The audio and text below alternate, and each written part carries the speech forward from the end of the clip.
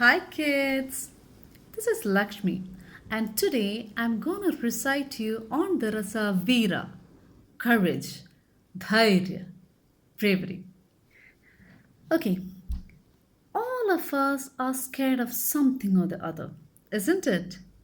Don't lie, I know you all are scared of something or someone in your lives.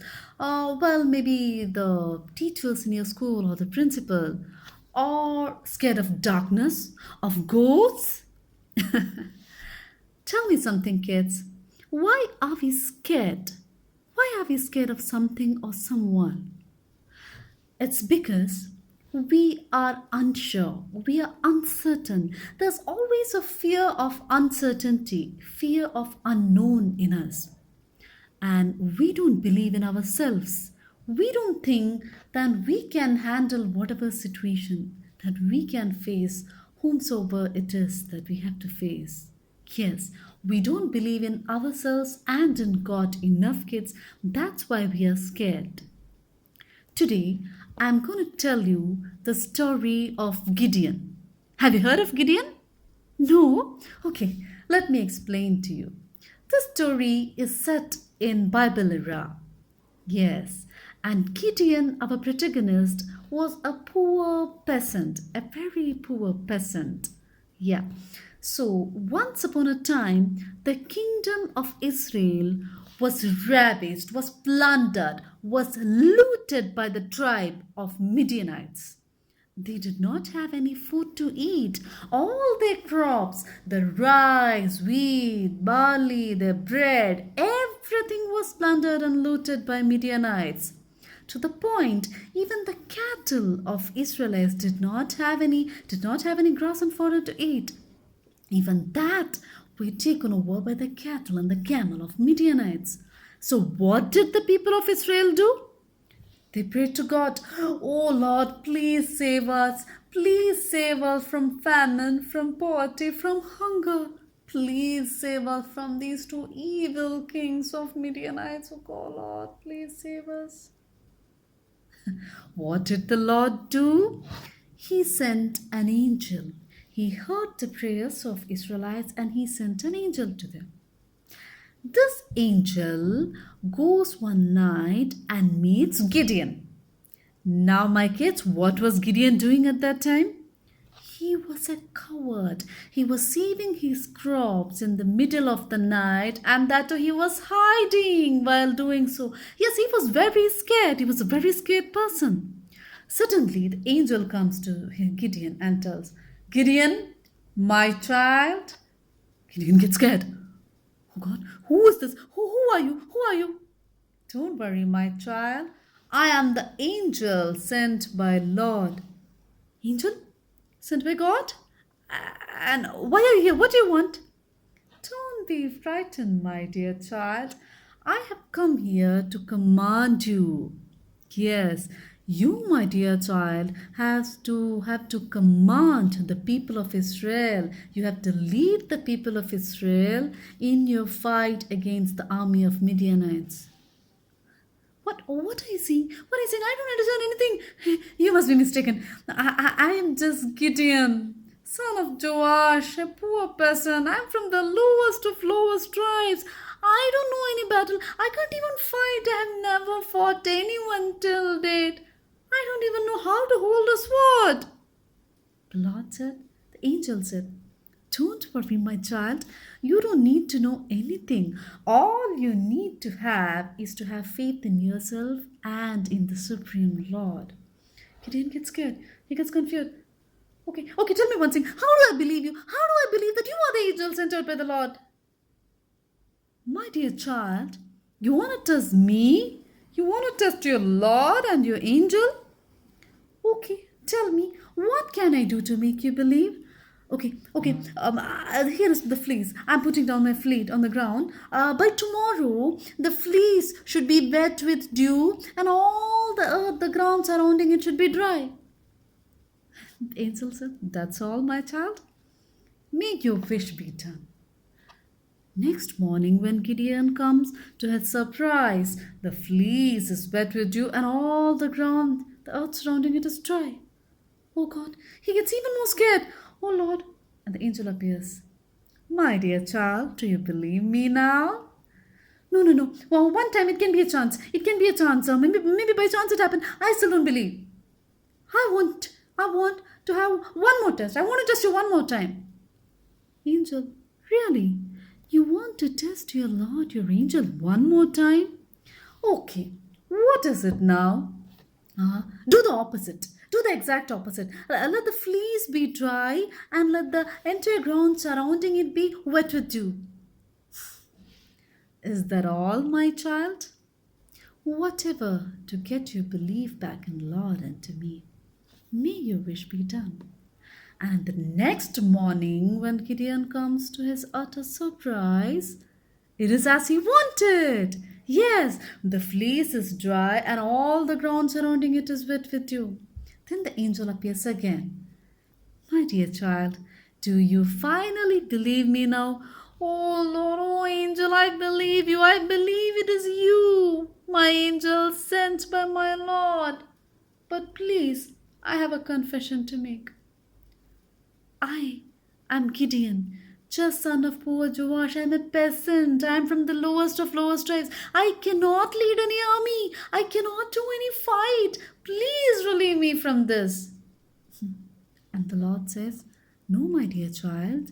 The Lord has chosen you for a reason. You have to believe in yourself. How can you give up without even putting up a fight, without even trying? Then Gideon thinks, okay, let me try, but I will just try. That's all I ask you, my child. What Gideon does, he sends across all his friends, all his fellow tribesmen, all the villagers to far off places, to all the nearby villages and tribes. And my kids, he gathers Gideon, the one who doubted his own courage, he gathered 32,000 men. Yes, you heard it right. He gathered 32,000 men to be his troop, to be his army. Then Gideon becomes very happy. He gets a new confidence. He goes and tells the angel, my Lord, I have got 32,000 men to be my army. Now I think I can lead. I can lead this army in fight against Midianites. The angel thinks, no, Gideon, they are far too many. Are you sure they are all brave enough, bold enough? Gideon says, how does it matter? The more number of people, victory is ours, na? The more the better. There are 32,000. How does it matter whether they are bold or not? No, the angel says, everybody in the army should be bold, should be brave, should be courageous. Do something. Check with all your army if they are bold, if they are brave enough, even if they have one iota of fear in their minds. If they are scared, they should be sent home. They should not be allowed to enter the battlefield. With a heavy heart, the Gideon does what the angels were saying. He checked with his troop, and to his astonishment, to his sadness, he found that he is left with only 10,000 of men. Yes, my kids, 22,000 of those people were scared. They were scared to fight. They wanted to go back. So he sent them back. Now he had an army of 10,000. Yes, he is not as happy as before, but he still went and told the angel, my dear angel, now I have an army of 10,000. I know you wanted the boldest and the bravest of them all, but this is my army. Now can I lead them against Midianites? The angel thought again. No, they are still far too many. Do something. Lead this army and have them stand near a lake. Let's see what they are doing. When he did that, about 300 of those soldiers had their spear, their sword on their left hand. They just lapped water with their right hand. And what did the remaining 9,700 do? They sat on their knees, they took water with both their palms and they were drinking. They took their own sweet time in drinking the water. The angel who was watching all this said to Gideon, you know what, Gideon? The first 300 who lapped water with their right hand, that is your army. Send back the remaining 9,700. They still have the cravings. They still won't have the cravings of thirst and hunger. Their mind is not set in this battle. Gideon was upset again. From a troop of 32,000, it came down to 10,000. Now I have only 300. Okay, let me do the angel's bidding. But Gideon was thinking, oh Lord, how am I going to fight with this? How am I going to win this battle with this mere 300 when the troops of Midianites are to the number of tens of thousands? Gideon was scared, he was confused. He did not have the confidence. You know what the angel said? Gideon, my child, the Lord, your Lord has chosen you. Your Lord has chosen you to lead the army. He believes in you. And my child, you need to believe in yourself too. Only with the belief you can win the battle. Gideon said, he thought, yes, it's true. If the God believes in me, why am I not believing myself? I think I can do this. I think I can do this. I can lead the army. Then the angel says, yes, think, my child. Be prepared for one night and then go for the battle. Gideon is taken by surprise. One night? That's all I have, my angel. I have just one night to prepare. Yes, my child. If you want to win the battle, you have one night. You have to get ready in one night. Gideon thinks, what do I do? What do I do? I need to think. Then he comes up with a plan. He gives all his entire army of 300 three things. What are those three things? One pitcher, one torch of fire, and finally one trumpet. And then his army of 300 asks, is this what you want, my general? Is this a joke or what? Are we supposed to win the battle with these three things? Gideon, who was now very confident of his strategy, says, yes, my dear army, you don't always need weapons. You don't always need the best of weapon and numbers to win a battle. Sometimes battle can also be won with strategy. Yes. Then what do his troops do? They surround the tribes of Midianites. All these 300 men surround the troop of Midianites in the dead of the night.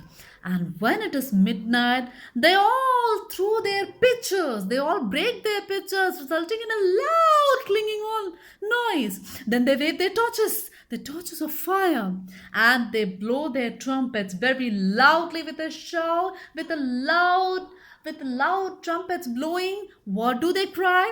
For the Lord and for the Gideon. And suddenly, in the middle of the night, in the dead of the night, the troops of Midianites wake up and they are scared. When they see all over, they see they're surrounded by the army of Gideon. Then they are scared. Yeah, oh Lord, they think we are surrounded, we have nowhere to go. Then they see all the torches waving, they see the loud volume of trumpets blowing, and they hear everybody all around them. They think they are surrounded. In that moment, my dear kids, they think they are gone. They are in no position to win the battle. And what do they see? What do they think? The first thing which comes to their mind is we need to escape. Yeah, in that moment, in that fear, they don't think about winning the battle. They don't think about victory. They don't even think about fighting. In that moment of fight or flight, they choose flight. Yes, they flee for their dear lives. They run for their lives. And in the midst of all that running over, they trample a lot of them to death.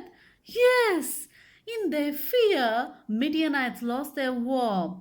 And in the true beliefs, Gideon commanded an army of 300 and won the battle against the mighty Midianites. So that's it. That's how, kids, our Gideon won the famous battle of 300. So what did you learn, kids? You don't really need to be tall, strong, powerful to be brave. All you need is to have faith, to have belief in yourself and in God. That's all you need to be bold, to be brave. So, my dear kids, hope you enjoyed the story very much. Thanks a lot to Ms. Sujata Balakrishnan for giving me an opportunity to recite the story.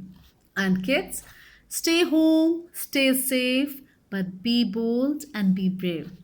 At the end of the day, the man who wins is the one who thinks he can. Bye bye, kids.